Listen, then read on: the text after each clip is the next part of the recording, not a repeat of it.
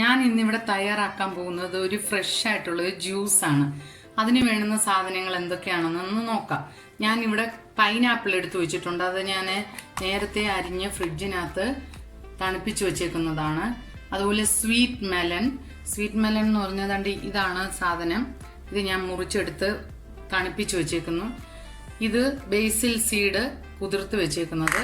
ഇത് അവോക്കാഡോ അല്ലെങ്കിൽ butter fruit എന്ന് പറയും. ഇത് നല്ല പഴുത്ത ഫ്രൂട്ടായതുകൊണ്ട് ഇങ്ങനെ കളർ ചേഞ്ച് ആയേക്കുന്നേ.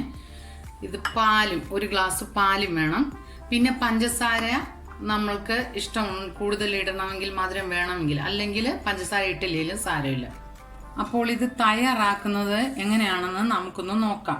ഇതെല്ലാം കൂടി ഒരുമിച്ചിടരുത്. ആദ്യം നമ്മൾ സ്വീറ്റ് മെലൺ ഇട്ട് കൊടുത്തിട്ട് കുറച്ച് പാലൊഴിച്ച് അത് അടിച്ചെടുക്കണം. മിക്സിയിൽ നന്നായിട്ടൊന്ന് അടിച്ചെടുക്കണം.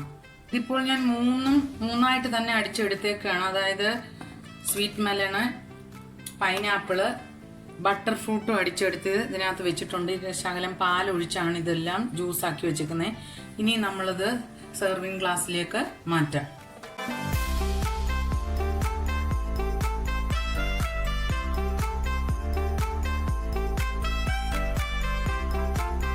കുറച്ച് സീഡ് ഇങ്ങനെ ഇട്ട് കൊടുക്കണം. ഇനി ഇതിൻ്റെ ഏറ്റവും മേളിലായിട്ട് പൈനാപ്പിളിൻ്റെ ജ്യൂസും കൂടി ഒഴിച്ച് കൊടുത്തിട്ട് ഇതിലേക്ക് ശകലം റോസ് സിറപ്പ് കൂടെ നമുക്കൊന്ന് ഒഴിച്ച് കൊടുക്കാം. അപ്പം റോസ് സിറപ്പിന് ഒരു ചെറിയ മധുരമുണ്ട്. അതുകൊണ്ട് നമുക്കിതിനകത്ത് പഞ്ചസാര എക്സ്ട്രാ ചേർത്തില്ലെങ്കിലും സാരമില്ല. നമ്മുടെ simple and healthy juice ready ആയിട്ടുണ്ട്. അത് ഇവിടെ നിന്ന് ഇങ്ങനെ നോക്കുമ്പോൾ വേറെ നല്ല കളർ, ഒരു 3 ലെയറായിട്ടാണ് കിടക്കുന്നത്. അപ്പം അതുകൊണ്ടാണ് ഞാനത് ഒന്നിച്ച് ഒഴിക്കാതെ വെച്ചിരുന്നത്.